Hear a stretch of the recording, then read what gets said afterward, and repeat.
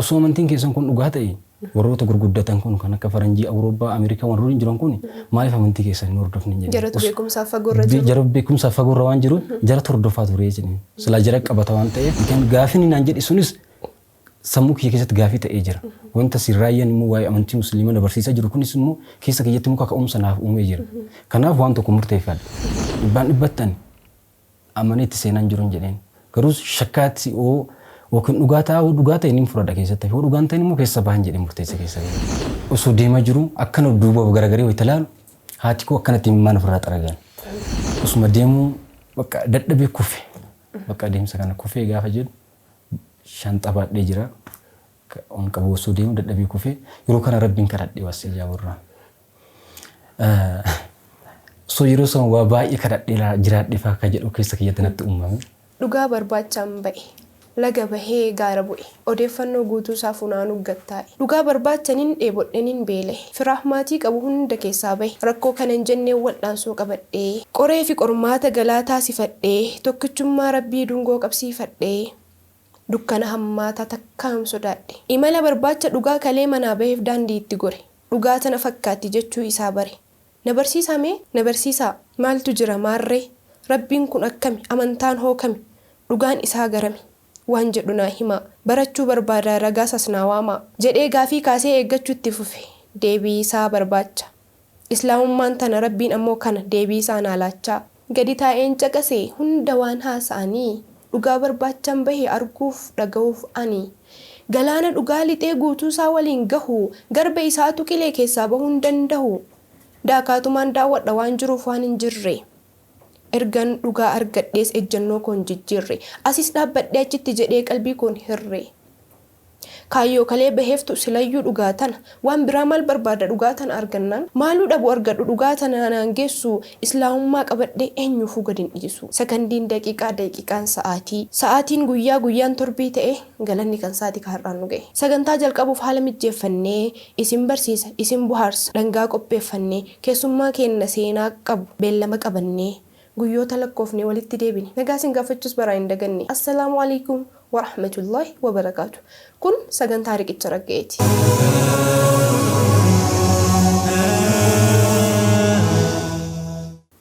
Hayyee kabajamtoota jaalatamtoota miidiyaa Zaad. Miidiyaan Zaad har'as sagantaa riqicha raggeetii walitti deebinee jirra. Sagantaa keenya kana ammoo nu faana buutanii hordoftanii yaada qabdan nu qooda. Akkasuma ammoo like share gochuudhaan namoota baay'ee bira akka ga'uuf gahee keessa waan baataniif galatoomaa ulfaadha. Jazaan keessa rabbiin bira haa ta'u jenna.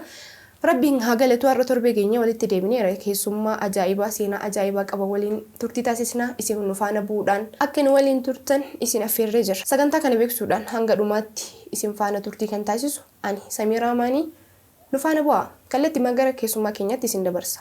Assalaamu alaikum wa rahmatullahi wa barakaatu. Wa alaikum salaam wa rahmatullahi wa barakaatu. Baga nagaan dhuftan. Baga nagaan dhoyda. Keessummaa keenya har'aa wajjin turtii gaarii akka teessisnu abdii qabna. Mee hordoftoota keenyaa wajjin wal baraa. Maqaan kiyya inni amma Khalid Fayyisaa naan jedhan yookiin namoonni gariin immoo Abdiisaa Fayyisaa naan jedhani. Inni dura immoo Kaffaaloo Fayyisaatiin beekamaa jechuudha. Maashaallah. Dursamii amantaa kam keessa turte gara Islaamummaa dhufu keetiin dura? Dura ani amantii Ortodoksii keessa ture. Waggaa dheeraadhaaf achi keessa ture jechuudha. Amma immoo gara amantaa Islaamummaatti dhufteerti. Tole Khalid mee walumatti aansiiti. Iddoo dhalootaa kee akkasuma ammoo iddoo amma jireenyaan jirtullee nu kaasimi. Iddoon dhaloota kooti aanaa Gindiir magaalaa Dalloo Sabroo ganda Ajjaamsaa jedhamtuudha. Iddoon dhaloota kooti jechuudha. Ammoo iddoon jiraadhu magaalaa Roobee jiraadha jechuudha. Mee Khalid amma amantaa Islaamaa keessa jirta. Hanga Islaamummaatti dhuftee waggoota meeqa lakkoofsistee laata? Ani amma gara Islaamummaa hanga dhufe gara waggaa 12 gahee jira jechuudha. Maashaallah. Keessa turteerta jechuudha. Keessa turtee jira. Mee Khalid asumaan akkas nuti ilaalcha Islaamummaaf qabdu osoo amantaa kanatti dhufin dura akkam tureeyyu? Jalqabuma irratti ani ilaalcha amantii musliimitiif qabu jalqaba irratti ilaalcha baay'ee namatti hin tolle. Bifa hin jaalanne jechuu barbaadetti. Mee akkam ture? Sadarkaa jechaatti osoo nu ibsite. Sadarkaa jechaatti Islaama ani akka amma keessa jiru kanatti osoo hin beekin haala addaatiin beeka. Islaamni waan akkana nama godha akkanaaf hin beekaa ture. Kana jechuun kiyya immoo haalli naannoo dhalootallee murteessaa. Fakkeenyaaf iddoo dhaloota raawwaa kaka'u jechuudha. Bakka itti dhaladhe san namoonni musliimaa hin jiranii. Bakka wayittaa magaalarra dha'innee fi bakka garaagaraa dha'innee bichaa beena malee. Iddoon namoonni musliimaa hin jira jedhee yaadu kana maal jechuudha? Kana jechuun waasi ajaa'ibu asuma aanaa Ginniir ka jedhamtu magaalaa Dalloo Sabroo naannawa isii ka jiraatu baadiyyaa sadiitu jira. Baadiyyaan kun kaarra magaalaa Adaanoo Geetara Ajjaamsa jedhamu jira. Geetara Ajjaamsa Adaanoo kana keessa musliima qofatu jiraata. Ajjaamsa kana immoo kiristaana qofa jiraata jechuudha. Amantaadhaan wal qoodinite jechuudha haalli jireenyaa. Haalli jireenyaa akkasitti jiraatama jechuudha. Dhugaa dhiirarraa akkasitti jiraatama. Ani immoo ganda san keessa jechuudha ganda Ajjaamsaa san keessa. Na waa'ee musliimaa akkasitti dhaloota irraa waan beeku hin qabu. Wanti dhageenyu qofti musliimonni Iyesuus Kiristoosin nama jedhanii inni nama akka keenyatti jedhanii inni nyaatee dhugaa ka jedhanii sababa akkana jedhanii akkamitti gooftaa keenyan nama nyaatee dhugaa jedhanii Iyesuus Kiristoos nama akka keenyatti jedhanii waan akkana jedhaniif akkamitti gooftaa keenyan akkana ka jedhanii ta'u musliima fi ilaalcha biraan qabaa ture jechuudha. Maaliif gooftaa keenyan haala nu jennu sana osoo hin ta'in haala biraatiin jedha waan ta'eef ilaalchi musliimaaf qabu baay'ee jibbaa ka ture jechuudha kana dura. Reefi yaada tokko naakaastee turte islaamni akkana nama godha waan jedhu islaamni akkam nama godha waan jedhu kana mee soomaanu kaastee. Kana jechuun maal seete wayittaa musliimni amantii isaanii hoo tuqan nama dhiisanii amantii isaanii tuqan amantii isaanii irratti nama kamiyyuu lubbuu isaanii illee kennanii nama amantii isaanii illee tuqan ni ajjeesanii jecha kan beeka. Sababa kanarraan kan ka'e waan nama ajjeesaniif amantii isaanii nama tuqe masjiida keessa illee fakkeenyaaf wanti jiru waan meeshaalee nama ajjeesan waan jiru natti fakkaata ture. Garuu booda summartiyyuu akka hin jirre hubadhee jiraachuu barbaade. Maashaallah meeqaalid fakkeenyaaf namni amantaa kamiyyuu keessa jiru amantaan isaa tuqamee wanti callisu hin jiru. Islaamni amantaan isaa tuqamee callisa yookiin immoo namni kamiyyuu amantaan isaa tuqamee callisuu irratti dirqama qabu kana beekamaadha. Wanti amantaa caala dachee kanarra ittiin yookiin immoo wareegama gooluuf tokkollee hin jiru. Kana immoo akkasitti akka hubatan warri islaamaa jechuun amantaa hanga si tuqanitti akka waan si tuqanitti wanti jiraatuuf kaayyoon guddaan amantaa kana waan ta'eef sababa san waan kee wayii tuqameera waan ta'eef sababa san hin callisne islaamni kana akka hubatan jenna hordoftoonni amantaa biraa. Meeqaalid erga ilaalchi kan kee kana fakkaate akkaataa dhufaatii islaamummaatti dhufaatii keetii kaname gaggabaabsinaa kaasi jechuun namni tokko ilaalcha badaa islaamummaaf qabaatu haala kamiin ilaalchi isaa sun jijjiiramee gara islaamummaa dhufe waan jedhu kana nakaasime. Ani jalqaba baadiyummaa Ajjaamsa jedhamtu san keessatti kutaa tokko hanga torbaachitti baradhee ture. San booda gaafa 8 magaalaa Dalloo Sabroo irratti baradhee gaafa kutaa 8 ministirii fudhadhu akka carraa ta'ee ji'a lamaaf cufaa ture. Cufaa ji'a lamaan kana gara magaalaa Ginniir deemee ture. Sababni isa wanti deemeef illee wakii bashannana hiriyoota koo wajjin gaakii tokko waliin deeme. Isa waliin asuma achi turruu islaamummaadhaaf yookiin wanti baheef hin qabu jechuudha jalqaba. Ji'a lamaan kana achi tura jedhee Ginniir hin deeme. San booda riyaa kiyya wajjin asuma achi teennu hoggaan barumsaa hoggaa itti aanu dhufee hoggaan itti aanu maskaramiin wayita dhufu barumsi nu jala darbee. Maatiin quba qaban ture gocha. Maatii dhokannee deemne gaafa kana jechuudha. Maatii dhokannee waan deemneef achumaan barumsi nu gaafa nu jala darbu amma eega barumsi nu jala darbee asuma turra jennee hojii achumatti eegallee jechuudha. Yeroo san Ginniir keessa hojii baay'eetu jira hojii kontirobaandii maalii kana hojjira. Riyaan kiyya immoo narra guddaadha hojii akkasii hojjeta. Anis hojuma akkasiisan hojjedhe isa wajjin garuu immoo humna ageessaa waan hin qabneef hojii isaa waan dadhabeef sababa saniif ati nama wajjin dalagii naan jedhee ofiisaati hojii sanitti ture jechuudha. Namni bira dalagii naan jedhe sun immoo nama musliimaati. Ani immoo dhalootatti nama musliima wajjin waan hin guddatiniif rileeshinii waan qabnu tokko hin qabnu sababa saniif hin diddee ture. Jibbaa qabdallee ture. Jibbaa qabas waan tureef nama musliima wajjin akkamitti dalagaa jedheeni ture. Sababa sanarraan haala dalagaati waggaa tokko dalaginee karaa barumsaatti deemina waan ta'eef dalagaadha waan ta'eef wanti yookiin addaan jiru naan jedhee numti akka seenu na godhe jechuudha.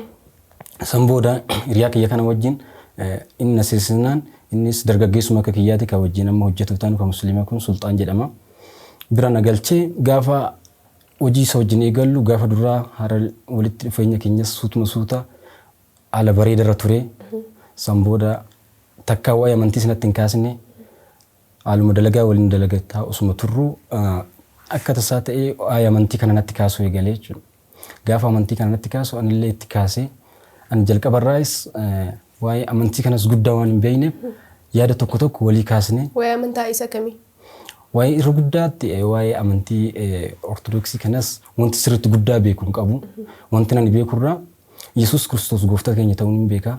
Yesuus Kiristoos nuuf jecha tumamee ni beeka. Yesuus Kiristoos nuuf jecha fannifamee awwaalamee guyyaa 3 booda boolla ka'ee ni beeka. Ammas Maariyaam jechuudha haadha Yesuus Kiristoos ta'uu ni beeka. Amantiin immoo irra jiru kun amantii karaa abbootii keenya ta'uu ni beeka. Karaa sirriidha jettee Karaa sirriidha ta'ee yaada ture.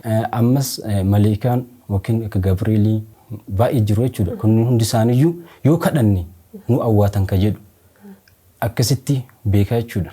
Isaan kadhaa kallattii maan kadhaa namni kadhatu awwaatu moo kadhaa kana Rabbiin bira geessu? Yeroo sanitti fakkeenyaaf Mikaa'ela gaafa guyyaa 12 guyyaa san dalaynu guyyaa sanoo kadhan Mikaa'ela akkuma waan nu awwaatutti akkasitti beekaa ture. Maariyaam illee yoo kadhanne waan san akkuma waan nu guututti beekaa malee akkasitti waan addaatti waan beeku hin qabu. Gadi fageenyaa wanta beeku hin jiru. Wanta beeku hin jiru jechuudha. Kanarraan ka'e innis gaafii adda addaa naaf dhiyeessee ture. Gaafa gaafii fakkeenyaaf mee gaafiilee inni si kaasaa ture? Gaafii naa kaase keessaa gooftaan keessan rabbiin keessan eenyudhaan han jedhe Yesuus Kiristoos hin jedheen. Inni haadha qabaa hin jedhe haadha hin qaba een jedheen. Haadha isaa san eenyutu uumeen han jedhe isuma Yesuus Kiristoositti uumeen han jedhe jedhenan. Haadha moo ilma dura uumamaan han jedhe. Itti kana wanti deebisuuf naaf hin dhufne jechuudha. Na jalaa wal dhahee gaafii biraas na gaafate. Gaafii inni biraas na gaafate wayita taabonni bahee inni baatamee zoru taabonni zoramu sun inni baatamu sun maayidhaan han jedhe. Taabotaan jedheen. Maal si fayyadaan han jennaan inni gara rabbii keenyatti nu dhiyeessan jedheen. Inni islaamuu kaa inni gamuka ta'e maaliif akkamitti afaan qabeen dubbatu akkamitti rabbii kara rabbiitti ol sin dhiyeessan han jedhe. Anis jedheen jechuudha. Akkasnaan jennaan akkas gaafan jedhuun kara rabbiitti silaa sin dhiyeessu akkamitti dubbatee rabbitti sin fidu akkamitti gooftaa keessan sin akkamitti isa kadhattanii han jedhe. Deebiin dhabeefii jechuudha gaafa kanas. Ammas gaafii biraas na gaafatee ture. Inni gaafa qeesiin deemee ati hagana badii kee qeesitti himtee hagana sagadisiin jedhu san inni akkamitti beekaa naan jedhe. Gaafii baay'een gaafa kana wal jalaa na jalaa dhadhahaa ture jechuudha.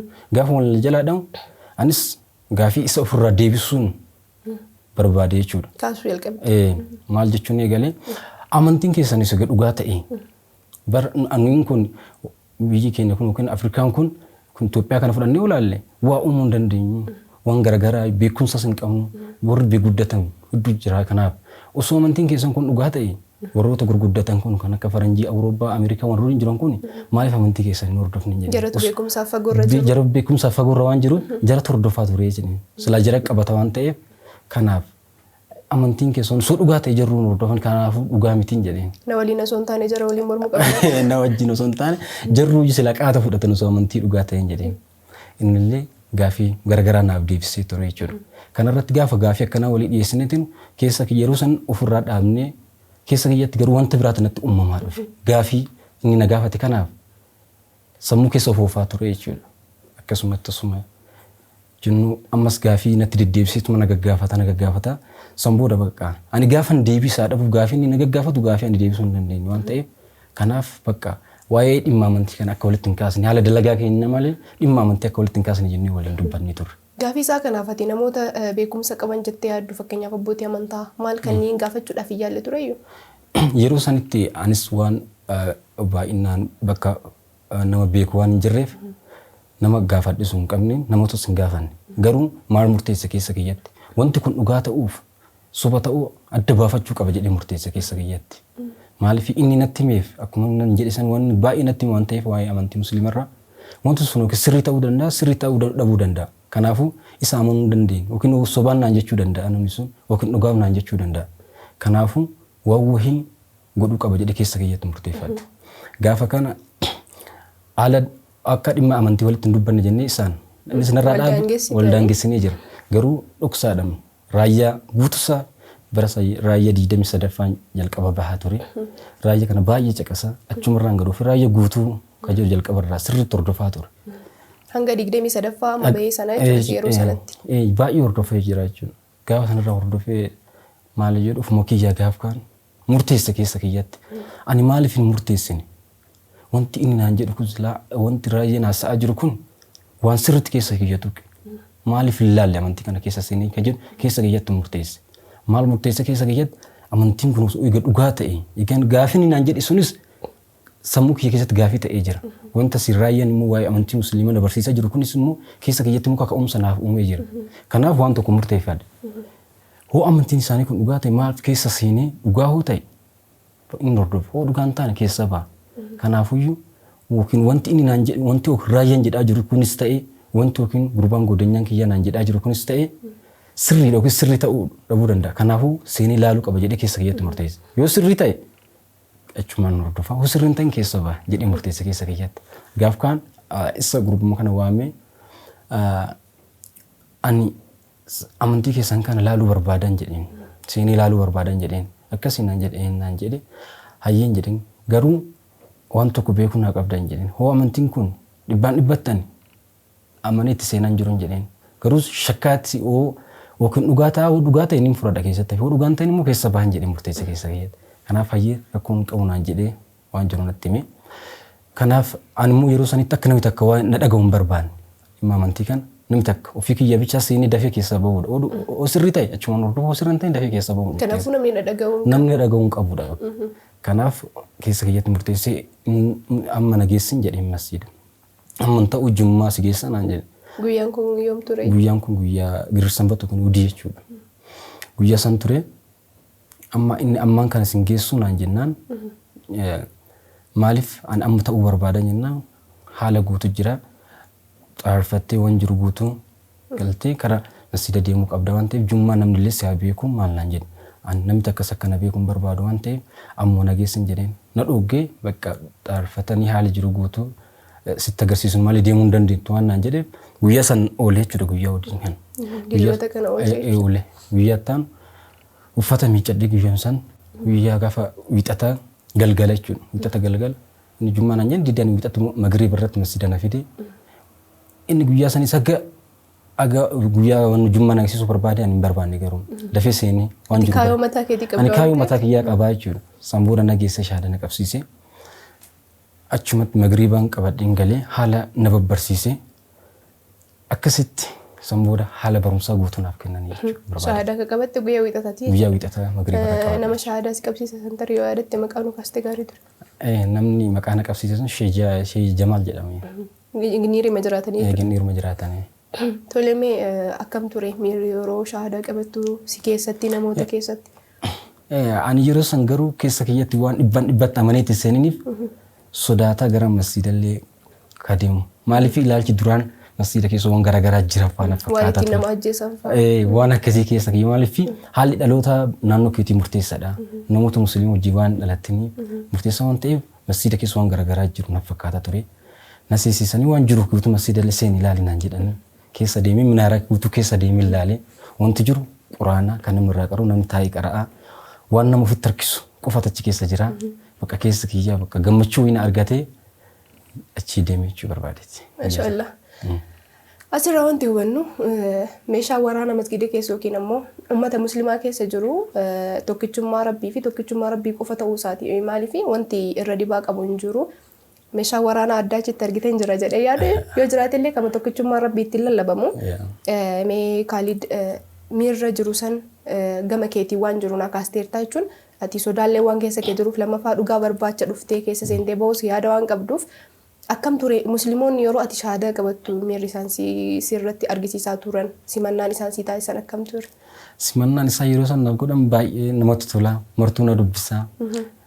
Haala jiru guutuun martuu waan barsiisuu yaala kana bira ga'e guutuun iyyuu waan garaagaraa natti himaa gammachuun naaf qaba jechuudha. Haalli simannaa isaanii baay'ee namatti tola jechuudha. Kanaaf anis akkanan yookiin dafee baradhu na godhanii haala guutuu anis kaayyoon kiyya guddaan barachuu waan ta'eef dafee baradhee waan tokko adda baafachuu waan ta'eef isaanis immoo akkanan yookiin musliima ta'ee taa'uu hin barbaanne akkanan waa baradhu barbaadanidha. Anis immoo akkanan waa baradhu barbaada keessa kiyyatti gammachuun natti uumamee jechuudha yeroo kana kitaabota garaagaraa kan Oromiffaan barraa'ee jira waan ta'eef kana naaf kennanii hundaan dubbisee wanta barbaadu san fi haalli isaanis na godhaa jiran baay'ee natti tole jechuudha. Maashaallah Kaalid ammas irra deebiidhaan gara miidiyaa keenyaa osoo hin taane gara amantaa irratti dhalattee gara bisi deebisiin jenna alhamdulillahi. Mee Khalid maatii irraa kan baate barnootaa fi akkas waan jedhuun akkaasaa harta seenaa kee keessa amma immoo erga barnootaa baate gara hojii seentee jirra ammoo amantaa islaamummaa fudhatteerta. Ilaalchi maatiin keessan keessa yookiin immoo naannoo san islaamni jiraachuu dhabuu ni jira. Kanaan wal qabate maatiitti himuudhaaf haalli ture yookiin taateen ture akkam akka ta'e naaf himi. Ani yeroo sanitti akkuma seenin barumsa waan baradheef wanti barbaadu sanis guddaa hin argadhe wanta dhugaa barbaadu san achi keessatti waan argadheef sirriitti barumsa sanitti fufee jechuudha. Gaafa kana kara maatii deebi'u osoo hin ta'in kaayyoon kee guddaan eegatti seenee waan kana adda baafachuu ture. Eegachi keessa seenee adda baafadhe jechuudha. Eega adda baafadhe wanti kun dhugaa ta'uu argee keessa kiyyatti qulqulleeffadhee kara maatii osoo deebi'ee jedhee yaada ture. San booda waggaa 3 maatiin illee bakka kana jiraan hin beekne. Anis walumaa gad deemee barumsaafis hojiidhaafis akkasumatti maaliifii hoo amma achi deebi'ee waa baay'ee sodaadhe ture. Tokko naannoo ganda keenya san gandoota 4 jira sin jedhe ganda 3 gandi 3 ganda musliima qofaati. Gandi tokko immoo gandi keenya sun ganda keenya san keessa musliimni namni tokko hin jiru. Yeroo jalqabaatiif situ musliima ta'e jechuudha. Yeroo nama qofaaf argee achirraa ka'ee galuun baay'ee natti ulfaate maaliif yoo dhaqee bakka itti salaatus haalli baay'ee dura qabee yoo ilaalu yookiin ilaalcha yookiin maatii kiyyas naa qaban ilaalcha yookiin haala biraas ta'uu danda'a akka jiru baay'ee sodaadhe keessa kiyyatti waan ta'eef galuu sodaadhe achumaan barumsatti fufee waggaa 3 yeroo san keessatti bilbila waliillee akkasitti waan hin qabneef bakka kana jiran hin beekanii anis immoo barumsaaf iddoo garaagaraa deemee gaafa akkuma barisuun 2004 ture 2004 gaafa fudhadhee achirraa 2007 barumsatti deebi'uu murteesse. Barumsa kutaa 8 ministirii fudhadhee deeme gaafsan. Egaa sirraa maaliif barumsa kanallee wal bira qabee hin baranne kan jedhu nama asitti roobee kana ture waan ta'eef achirra irraa ka'ee as deebi'ee asittis haala barumsaa tokko tokko asitti barataa ture waan ta'eef nama akka haadhaaf abbaatti bira taa'u tokko jira asitti Zaybalaa jedhamu. Zaybalaa kana jiranii isaan mari'adhee isaanis akka ani barumsattis deebi'u sirriitti na gargaaranii jechuudha. Kanaafuu masheenyaa deemee baafadhu naan jedhanii. Geggeessituu jechuudha. Geggeessituu achirraa. Amma gaafa kana isaan hin beekan bakka kana jiraayyuu waan hin beekneef dirqama geggeessituu isa fudhachuudhaaf galuu qabaa jechuudha. Gaafa galuu haalli guutuun natti ulfaatee sodaachatuma dhaqee. Ittiin himnee garuu dhaqaa jirta. Dhaqaa jira. Gaafa dhaquu simannaa guddaan naa godhatame maatii keenya keessa. Firri walitti yaa'ee bakka jiru kana waan hin beekneef. Waggaa 3 guutuu waan ture galee bakka jiru kana waan hin beekneef baay'ee gammadanii firri walitti yaa'ee gammachuu guddaa kun na dubbisaa baga nagaan galte ka jedhamu jechuudha bakka baay'ee na dubbisaa turanii. Anis akkasumatti galgala ture galgala san ganama akkasitti galgala waliin haasa'aa bullee maatii walitti deebi'ee ganama bakka gammachuu waan ta'eef akka aadaa naannoo keenya sanitti ammoo gammadanii walii qaluufaa jira. Waan garaagaraa qopheessa maatiin walitti yaa'ee waan akkasii naa godhan qophaa'anii nama maratan yeroo kanaanis chun keessa kiyyatti ittiin himne maaliif kaayyoon kiyya guddaan yookiin maatiin naan lolanii yookiin ofirraa na deebisan kan jiru waan qabuuf dirqama immoo geggeessituu isa fudhachuun dirqama kiyya jedhee keessa kiyyatti murteessee waan jiruuf itti immoo hin barbaanne akka geggeessituu isa fudhadhutti jedhee galgala isaan bullee ganama siif qallinaan gaafa naan jedhan hin didanii. Jiddumaanuu Khalid yeroon salaataa yeroo 5 guyyaa guutuu bulteertaa ganama gahaara haala kamiin salaata kee salaataa jirteen? Yeroo san an galgala dhaqee galgala rachi ga'e jechuudha gaafa dhaqu kan magriibii bishaayillee bakkuma tokkotti eega dukkaneeffadhee gabbee naannoo sa'a 4 booda bahee baadiyyaa waan ta'eef bahee salaatee deebi'ee subis akka sosoosaan ka'in bahee salaatee nan agarree jechuudha kan borumtaasaas waan garagaraa na qopheessu waan isaan diddidee fakkeenyaaf si qallanaaf jedhanii turanii aayaan nyaadhu jedhanii waan biraa na dinnaan kan qallu dhoggee ture waan biraa na qopheessanii. Maaliif jechi jedhu hin kaane laata dursa foon nyaata? Jechuun nyaadhu waan akkasii naam jedheen jibbee jira foon nyaadhu kaa jechi jedhu ofirraa dhonnoo jedheen jechuudha. San booda wantootuma biraa fayyadamee jechuudha jechuun. Guyyaa tokko oolee guyyaa lammaffaa dhaqee geggeessituu fudhachuu dhaqee geggeessituu dhaqnee walumaan abbaa koo waliin dhaqnee fudhannee egaa fuudhee deebi'ee ammas dhokadheetum salaata jam'ii godhee salaata ture tokko tokkotti jechuudha. Akka tasaa ta'ee guyyaa shanya fudhadhee galu san guyyaa isaatii asraa salaatuudhaaf zuurii raawwarratti jechuudha. Manatti eega deebi'ee waan argan natti fakkaanne ani dhokadhee bakki isaan nama na argis hin beeku yeroo jechuudha yeroo san.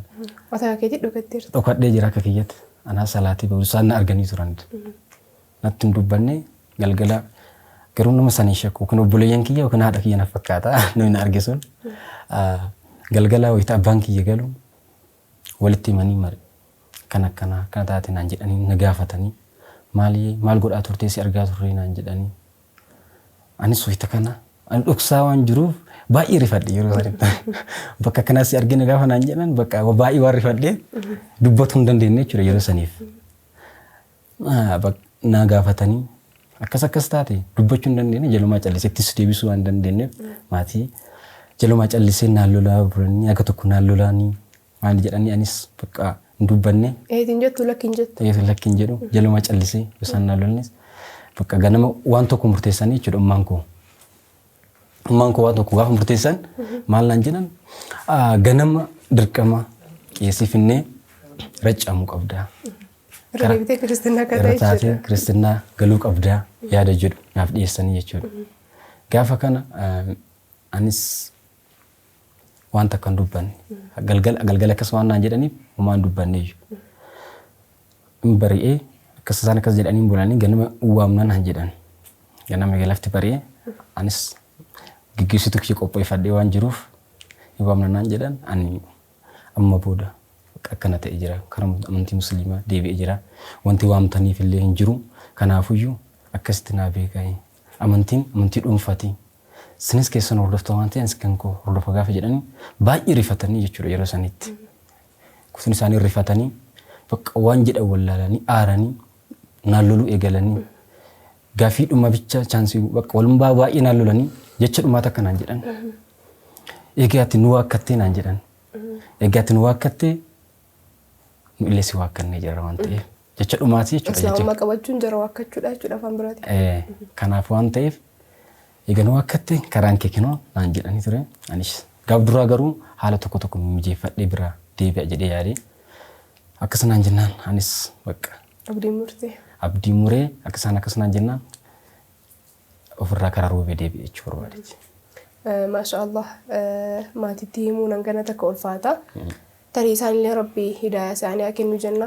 Mee maatii keessan keessaa caalatti illee namni namitti yookaan ammoo ilma ofiitti dhiyaate waa wayii jechuu danda'u haadha. Dhiibbaa yookiin ammoo maatii kan kee eegan waakkattee si waakkanne waan jedhu kana keessatti harmeen kan kee miirri isaanii. Yeroo sanitti ani baay'ee aare ture bakka jecha naan jedhanii imimmaantu naa dhufe jechuudha yeroo sanitti. Haadhaa fi abbaan koo wal bira jirani jechuudha yeroo sanitti. Yeroo akkana naan jedhan kana wayita abbaan kee naan lolanii naan jedhan kana harkan na ariifatan jala deemi naan jedhan jechuudha. Bakka baay'ee aaranii jira waan ta'eef yookiin bifa na dhuunfaatti kakalaanii jira jechuudha. Waygan waakkattee bakka naan jedhanii nara deeman wayita kanaan akkasumatti mashinyaa kiyya fudhadhee osoo deemaa jiru akkana duuba garagaree wayita laalu haati koo akkanatti imimmaan ofirraa xaragan. Wayita san garuu keessi kiyya bakka baay'ee natti dhagahame ture. Garuu waan uumaa gochuu hin dandeenye siinis anis akkasumatti biraa deeme jechuudha. Garuu eegasii haga tokko naa bilbilamaa ture. Naa bilbilaa turte ummaan koo dhimma kanaanis jabeessee gattime siinis dhumarra jechuma amma abbaan kiyya naan jedhe san ta'e jechuudha. Irra deebi'anii jechuudha akka atiin waakkattee si waakkanneerra waan jedhu. Mee Kaalid taateen addaa adeemsa jijjiirraa amantaa kana keessatti kan akka mudannootti kaastee hordoftoonni keenya ammoo akka muuxannoo waa irraa baratan jettee kaastu jira silayyuu bu'aa bahiin dhabamuu dhugaa barbaacha keessa wanti akkasii yoo jiraate mee asumaan akka nu kaastuuf. Bu'aa bahii baay'eetu jira. Rakkooleen nama qunnaman baay'ee jira ture. Hundaa immoo obsitee yoo dabarsite booda milkaa'uun hin danda'amu. Kanaafuu rakkoon yeroo sanitti na mudataa ture rakkoon baay'ee jiraachuu danda'a.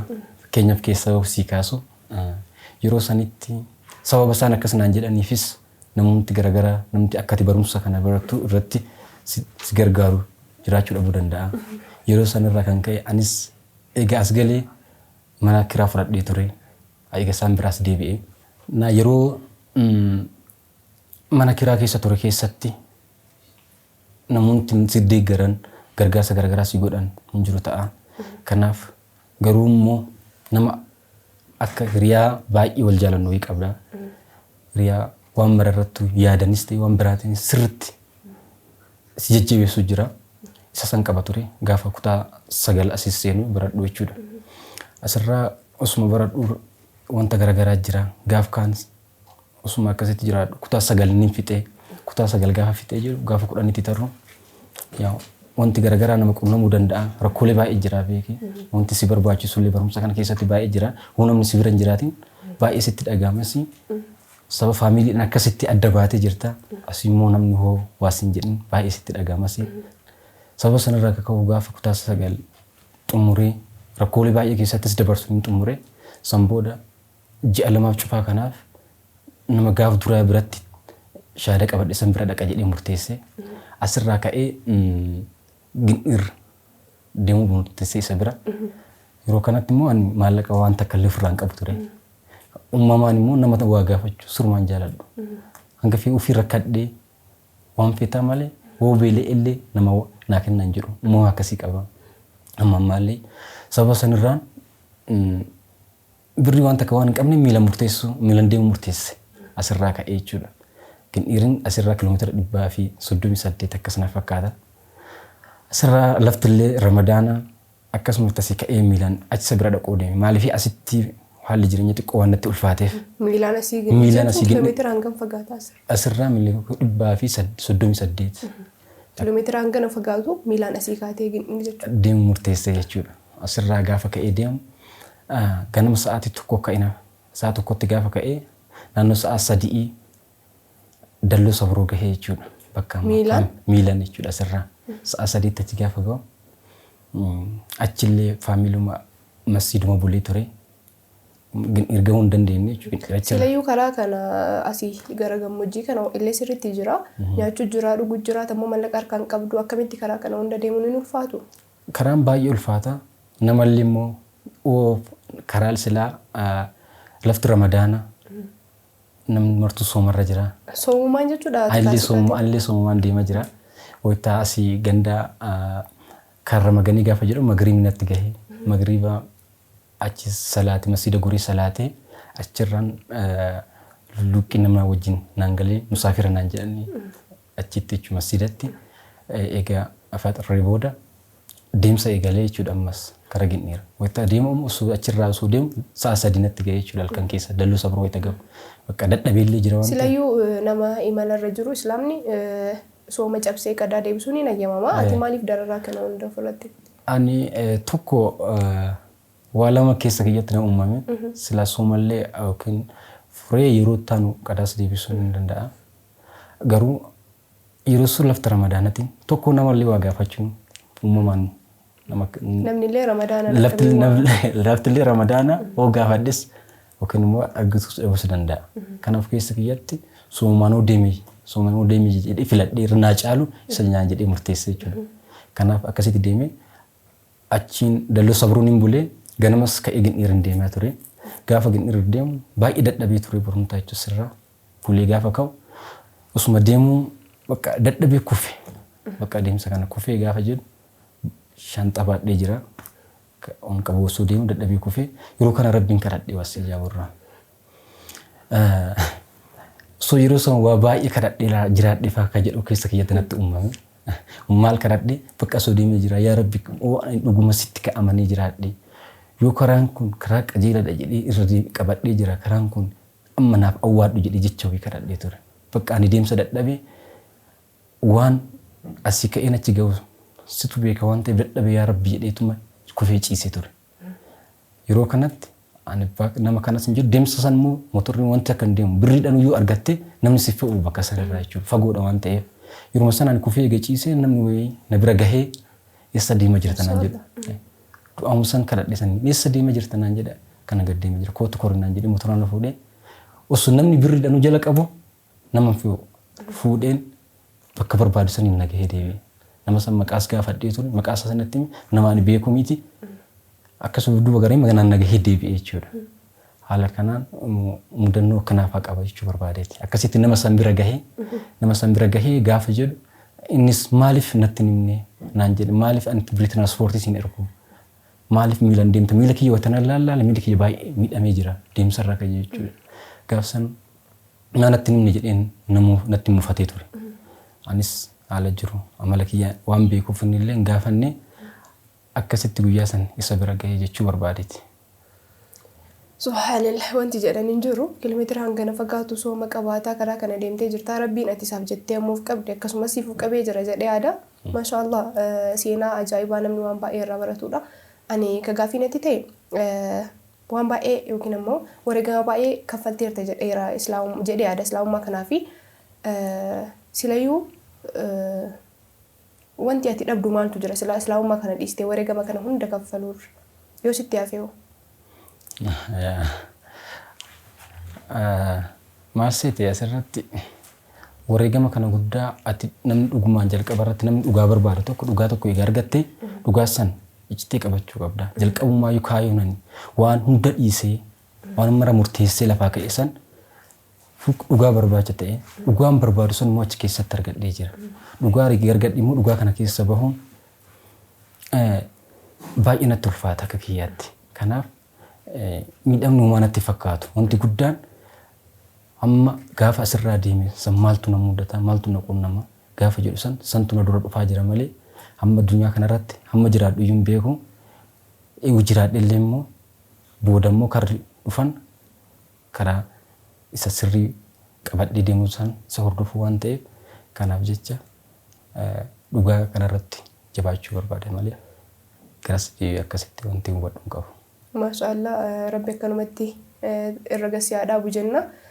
Mee duuba isaa deebisuu yeroo takka hariiroo natti isaa ammaa kana yookiin immoo yeroo ammaa kana maatii kee wajjin qabdu maal fakkaata waan jedhu kana naafas. Yeroo ammaa kana keessatti maatii waliin amma waggaa meeqa booda amma reeleeshinii walitti qabnu amma baay'ee namatti tola jechuu barbaadeeti.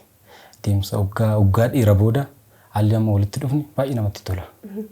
Namni karaa naati fiduudhaaf yookiin immoo karaa islaamummaatti fiduudhaaf ati yaalte yookiin immoo waamicha gooteef jira laata? Harka keetirraan islaamummaa qabatee illee haa ta'u maatii keessaas maatiin alas haa ta'u. Namni harka kiyyaan ta'e fakkeenyaaf ganda keenya san keessa nama tokko argadhee jira jechuudha. Gama keetii? Gama keenya namni tokko dhufee ture. Yuunivarsiitii yeroo baradhutti immoo mucaa hiriyaa kiyyaa egaa barumsa giraajuweetii geessinii booda wal arginee innis sababuma kiyyaa waan jiru guututti himee innis karaa amantii musliima ta'ee jira jechuudha innis. Barataa yuunivarsiitii kamii turtee fiildii kan barataa turte waan jedhu kana asuma waliin qabiina akkasii meeqalidha? Ani barataa yuunivarsiitii Amboo ture. Dipaartimentii kompiitara saayinsii ture. Amma xumurteerta? Amma xumuree ture. Bara 2014 xumure. Akkasi. Maatiin adda ba'anii barnoota baratanii xumuruun kunillee waan guddaadha. Rabbu maatii qabatteetu si faana jira yookiin immoo hirkoo si ta'ee jedhee yaada. Hariiroon maatii wajjin qabu gaarii ta'uu isaan akkas ta'eerta garuu immoo namni maatii keessan keessaa gara islaamummaatti dhufe sirraan hin jira yookiin immoo sirraan isaa ta'u si booda. Maatii keenya keessa hin jiru. Maatii nama obboleeyyan nama 8 qaba. 8 keessaa 3 ortodoksiidha. 4 beenteedha. Ani musliimaa jechuudha. Maashaallah. Atiillee jara keessaa gara keenya nu dhufeerta. Akkasii amma yeroo ammaa kana rileeshinii guddaan jiraan ta'e numartuu bakka tokko dhufnee wal dubbisnaa jira bakka tokko dhaynu akkasitti jirra jechuudha. Martuu amantaan kabbaatii jedhee amma akkasitti waliin jiraanna jechuudha. Jara garanti waamuudhaaf wanti ati taasisaa jirtu jiraame gama keetiin? Gama kiyyaan isaan waamuttis hawwii guddaa qaba. Isaanis akka namni abdiillee ni qaba. Garuu immoo wanti gammaa keessatti xiqqoo abdiin irraan kunis namni jiraachuu danda'a maatii keessaa. Garas waan deebitu. Garas waan deebi'u. Amma obboleeyyan kiyya abbaan kiyya guutuun hin beekan akkanan garaan hin deebine karaa amantii kiristaanaa akka hin deebine ni beekan. Mee ejjennoo qabdu carraa kana fayyadamiiti ejjennoo qabdu. Gara isaaniitti aan ejjennoo akkana qaba. Waan jedhu kana kaastee jiratti akka himtu akka sagantaa kana daawwatanillee abdii qabna. Ejjennoo keessa kee jiru kana akka baran barbaanna caalatti mi'aatammoo hordoftootaafis akkasuma maatii keetiifillee dhaamsa dhaamessu. Asirratti dhaamsa nani dhaamuuf maatii kiyyaaf jalqaba irratti addunyaa tana irratti amantiin takka ta'uu namni kamiyyuu amantiin dhugaa takka ta'uu namni kamiyyuu walii gala. Amantiin takka ta'uu eega walii gallee amantii xiqqaata addunyaa kanarra amantii baay'eetu jira. Amantiin kana hunda keessa takkitti qofa dhugaa ta'uun namni kamuu ni beeka. Amantii fe'ee yookaan hordofu takka jedhee amanaa jechuudha. Garuu immoo dhugaa takkittiin tam keessa akka jiru hundi keenya barannee irra gahuun dirqama jechuudha. Maaliif namni kamuyyuu amantii biraa keessattis jannanni akka jiru yookiin immoo si'ool yookiin azaabni akka jiru ni beeka jechuudha namni kamiyyuu. Kanaaf aga jiruudhaan jiru kana barannee hordofnee nama kamii dhifma amantii yookiin ilaalcha garaagaraa qabaachuu fi dhiifamee tokkichi dhugaa barbaachaaf dhugaan kam keessa akka jiru jedhamee hundaa wal bira qabamee osoo ilaalamee dhugaa san fudhattanii natti tola dhugaan kam akka keessa jiru. Kanaaf osoo barattanii jechuun ni barbaada. Ejjennoon ati islaamummaa irra qabdu maal akka ta'e illee asumaan dhaamsa kee kaayyoo. Ejjennoon ani musliimummaa irratti qabu walumaa galattuyyuu dhugaa jalqabumaayyuu dhugaa barbaacha waan baheef dhugaa sana immoo eega argadhee dhugaa kanarratti jiraadhee dhugaa kanarratti du'uu barbaada. Kanaaf ejjennoon kiyya yoomiyyuu taanaan amantii dhugaa eega argadhee dhimmi amantiin dhimma lubbuuti. Dhimmi amantii dhimma lubbuu waan ta'eef kanaafuyyuu lubbuu ofirratti ofii kiyya murteeffadhaa namni naa murteessuu hin danda'u jechuudha. Kanaaf amantii dhugaa waan qabadhee jiruuf kanaaf wanti garaagaraa irraa kan na miliqsalee jedhee kunkumaayyuu yaadu jechuudha. Maaliif waan maraa baradhee argee ilaalee wal bira qabee fudhadhee waan ta'eef dhugaa eega argadhee dhugaa kanarraa wanti duubatti na deebisa jedhee yaadu kunkumaan jiru jechuu barbaadeeti. Maashaallah dhageettaniirtan natti fakkaata. Dursallee osoo shakkan amma ammoo ifa gala dubbattee waan afaan keetirraa dhagahamu waan ta'eef fardis kunooti. Meedaanis kunooti jedhama miira? Akkas. Maatiin kan kee ammas amantaa biraa keessa akka jiran akkas. Maatii kan kee kana ammoo gara amantaa islaamaa kennu yookiin immoo dhugaa jirtu ibsitee fi karaan akka dhufan gochuudhaaf wanta taasisaa jirtu maal fakkaata? Anamma maatii kiyya garanatti waamuudhaaf hawwuun kiyya guddaa ture. Garuu immoo ani jalqabumarraa isaan iyyuu sirriitti fakkeenyaaf harmee koo osoo silaa hunda dura kanaa taatu kan hawwu harmee koo ture. Isaan iyyuu akka nani deebi'uuf hawaa jiran ture. Gaafa ani immoo garanatti waamu yookiin lolli uumamuu danda'a beektaa. Ani isaan kootta garana jedhu isaanuma amma walitti rileeshinii amma walitti qabnu kanaan walitti bu'uun mala waan ta'eef kanarra immoo maal filadhee suutuma suutaan isaan ofitti qabaatum haala jiruun wal bira cinaa qabee ibsuu yaala jira malee takkittumaan kootta garana jedhuun natti ulfaata. Hoortillee himes immoo isaanis akka naan fudhanne waan beekuuf waan isaan wannu jedhu isteeppumaan suutaan yaada akkasiin qabachuu barbaadeeti. Inshaallah nuti sababa bakka hangeenya mala amansiisaan rabbi waan ta'eef inshaallah rabbi hidaaya isaanii haa kennu jenna. Mee gaafii keenya ammas akkuma itti fufeetti jira xumuraaf illee deemaa jirra waan ta'eef gafiilee takkaa lama kaasnee sagantaa keenya goolabna. Khalid barnoota amantaa maalirra jirtaa bifa kamiin furataa jirtaa waan jedhu kana naa kaasine. Barnoota amantaa tanaan dura osoo yuunivarsiitii seeneen dura quraana buusee yuunivarsiitii seenee sanboodhaan hanga yuunivarsiitii seenee yuunivarsiitii keessatti immoo jama'aatu jira. Jama'a kanaan qara'ama ture. Achi keessatti usul salaasa qara'ee buuluu gallee eegalee achi gibbii xumurree biraa baanee jechuudha. Maashaallah. Amma sadarkaa maalirra jirta ammarratti? Ammarrattis quraana galgala onlaayiniin qaraana. Onlaayinii quraana darsii qaraana. Waan akkasiirra jira ammaaf. Inshaallah kara duraattis immoo qaraa jedhee abdii guddaa qaba. Inshaallah onlaayinii dhaawwata qaraatan kan eenyu sin qaraasaa markaza moo maali wanti ittiin qaraatan kun akkasuma? Markaza jira Ustaaz Suleyman kan jedhamu jira. Isaanis ala baay'inaan jama'a ijoollee alaa wajjin jira. Maashaallah rabbi sin haa gargaaru jenna. Mee gaafii kiyyallee gara dhumaatti fidaa jira asumaan wanti hafee jiru jettu yoo jiraate akkasuma ammoo qaamni ani galateeffachuu barbaada bu'aa wayii dabarsee kana keessatti jettu yoo jiraate carraasii kenna asumaan galateeffatta. Wanti namoonni ani galateeffachuu barbaadu namootni baay'eedha.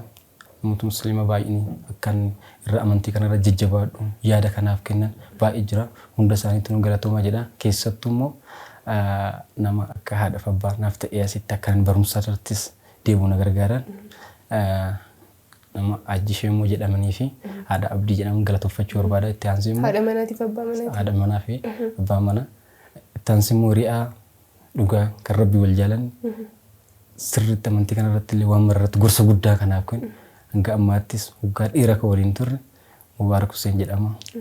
Biyya Awurooppaa kana jiraata. Nama sanis galateeffachuu barbaada. Fi ammas eessummoo namoota amantii biraa keessa jiran keessa immoo eessumoota kiyya Mokonninnii fi Tasfaayee jedhaman galateeffachuu barbaada jechuu barbaade. Maaliif isaan wanti galateeffachuu barbaaduuf baay'ee dhimma amantii osoo hin ta'in namummaa kiyyaaf haala jiru guutuu irrattis gargaarsa garaagaraa waan na godhaa turaniifis baay'ee isaanis galatooma jechuun ni barbaada jechuudha. Maashaallah. Xumurtee ta'e nama galateeffattu. Hafee bichaa komii akkasitti hin gaafne.